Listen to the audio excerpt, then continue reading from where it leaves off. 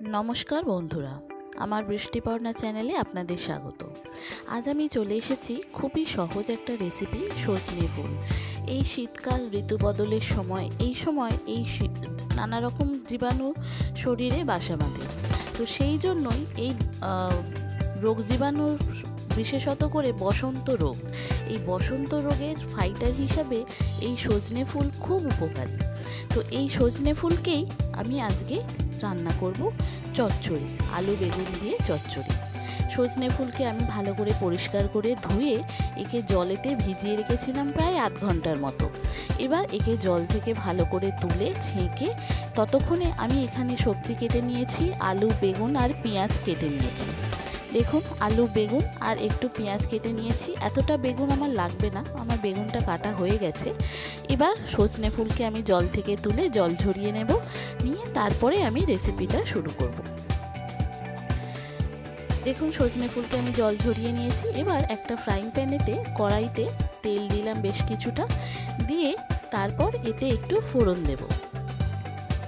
এই সজনে ফুলে প্রচুর পরিমাণে ক্যালসিয়াম, আয়রন, ম্যাগনেসিয়াম, ফসফরাস প্রচুর থাকে, আর প্রচুর ভাইটামিনও থাকে, এ, B1, B2, B3 এবং ভিটামিন সি। এত কিছু ভিটামিন এর মধ্যে থাকে। তো প্রথমে আমি 5 ফোড়ন আর জিরে ফোড়ন দিয়ে প্রথমে ফোড়নটাকে ভালো করে ভেজে নিলাম তেলের মধ্যে। তারপর যে পেঁয়াজটা কেটে রেখেছিলাম সেই পেঁয়াজটা এর মধ্যে দিয়ে দিলাম। পেঁয়াজটা আর আলুটা যখন ভালো করে ভাজা হয়ে যাবে, আমি এখানে আগে মশলাগুলো দিয়ে দেবো। এই সজনে ফুলকে বেশি কষিয়ে রান্না করলে সেই সজনে ফুলের যে পুষ্টিগুণ আছে সেটা চলে যায়।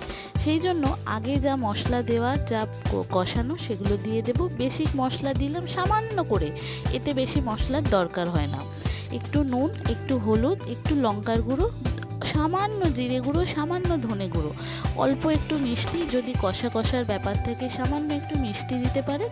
আর একটু দিয়েছি আদা বাটা, সামান্য পরিমাণে একটু আদা বাটা দিয়ে মশলাটাকে আমি কষিয়ে নেব আলু আর পেঁয়াজের সাথে। এই মশলাটা কষানো যখন ভালো করে হয়ে যাবে, তারপর আমি সজনে ফুল আর বেগুনটা দেব। সজনে ফুলটা দিয়ে বেশি কষাবো না, একটু জাস্ট নেড়ে ছেড়ে তারপর পরিমাণ মতো জল দিয়ে দেবো। বন্ধুরা, রেসিপিটি যদি আমার ভালো লাগে তাহলে আমার চ্যানেল বৃষ্টিপর্ণাকে অবশ্যই সাবস্ক্রাইব ও ফলো করে দেবেন, আর পাশে থাকার বেল আইকনটি অবশ্যই অন করে দেবেন। তাহলে যখনই আমি নতুন ভিডিও আপলোড করব, আপনাদের কাছে নোটিফিকেশান চলে আসবে। আর এই সজনে ফুল এই সময় বসন্তকালে খাওয়াটা খুব দরকার।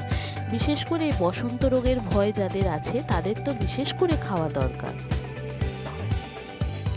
সজনে ফুলে অনেক কিছু রোগ নিরাময় হয়, অনেক কিছু থাকে, অনেক ক্যালসিয়াম, ভিটামিন, প্রচুর পরিমাণে প্রোটিনও থাকে। তো সেই জন্য সজনে ডাঁটা যেরকম আপনার উপকারী, সেই রকম সজনে ফুলও কিন্তু উপকারী।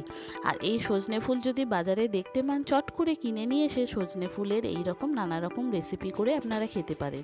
আর এই চচ্চড়িটা বেগুন দিয়ে, আলু দিয়ে এত সুন্দর খেতে হয়, আগে না খেয়ে থাকলে এইভাবে একবার ট্রাই করতে পারেন বন্ধুরা। কেমন হলো রেসিপিটা আমাকে অবশ্যই কমেন্ট করে জানাবেন। ভালো লাগলে একটা লাইক ও শেয়ার করে দেবেন। দেখেছেন, একদম মাখো মাখো, পরিমাণ সামান্য একটু জল দেব। আমার হয়ে গেছে, সামান্য একটু জল দিয়ে জাস্ট একটু শুকনো করে নেওয়া। এরপর শুকনো হয়ে গ্রেভিটা শুকনো হয়ে যাবে, নামিয়ে নেব। দারুণ খেতে হয় ভাতের সঙ্গে। এইটা দিয়েই পুরো ভাত খাওয়া হয়ে যাবে, এত সুন্দর খেতে হয়। আগে না খেয়ে থাকলে বন্ধুরা এই রকমভাবে একবার সজনে ফুলের চচ্চড়ি ট্রাই করে দেখতে পারেন। আর এই সময়তেই সজনে ফুলটা বাজারে বেশি পাওয়া যায়। এরপর তো সজনে ডাঁটা এসে যাবে, তখন আর ফুলটা পাওয়া যাবে না। আর তখন সেই সজনে ফুল যেটা থাকবে সেটা 12 মাসের সজনে গাছের ফুল পাওয়া যাবে। তো সেই ফুলটায় কোনো উপকার নেই। এই সজনে গাছের এই যে বসন্তকালের যে ফুল, সেই ফুলটারই বেশি উপকার। তো সেই জন্য এই ফুলটা আমি আজকে আপনাদের সঙ্গে রেসিপিটা শেয়ার করলাম। কেমন হলো রেসিপিটা আমাকে অবশ্যই কমেন্ট করে জানাবেন। ভালো লাগলে একটা লাইক ও শেয়ার করে দেবেন। আর যে সমস্ত বন্ধুরা আমার ভিডিওটি দেখছেন অথচ আমার চ্যানেল বৃষ্টিপর্ণাকে সাবস্ক্রাইব ও ফলো করেননি,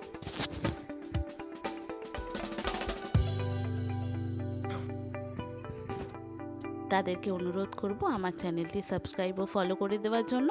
তাহলে যখন নতুন ভিডিও আপলোড করব আপনাদের কাছে নোটিফিকেশান চলে যাবে। আমি একটু নুন ঝালটা চেক করে নিয়ে এবার এটা নামিয়ে নেব। সার্ভ করলেই রেডি সজনে ফুলের চচ্চড়ি।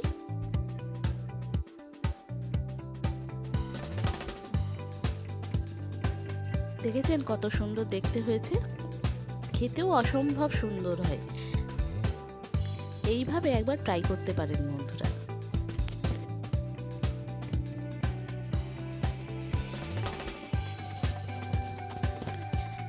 খুব সুন্দর হয়েছে দেখতে, একদম সুন্দর হয়েছে, খেতেও অপূর্ব সুন্দর হয়েছে। আর এই বসন্তকালে এই বসন্ত রোগের হাত থেকে চিকেন পক্স বলুন, এমনি পক্স বলুন, বাঁচতে এই ফুল কিন্তু খুব উপকারী।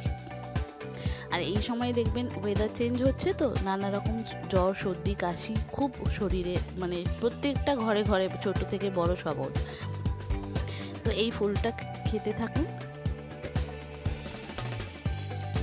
অনেক কিছু রোগ নিরাময়ের হাত থেকে কিন্তু এটা আমাদেরকে প্রোটেক্ট করে। কেমন হলো রেসিপিটা আমাকে অবশ্যই কমেন্ট করে জানাবেন, ভালো লাগলে একটা লাইক ও শেয়ার করে দেবেন। থ্যাংক ইউ বন্ধুরা।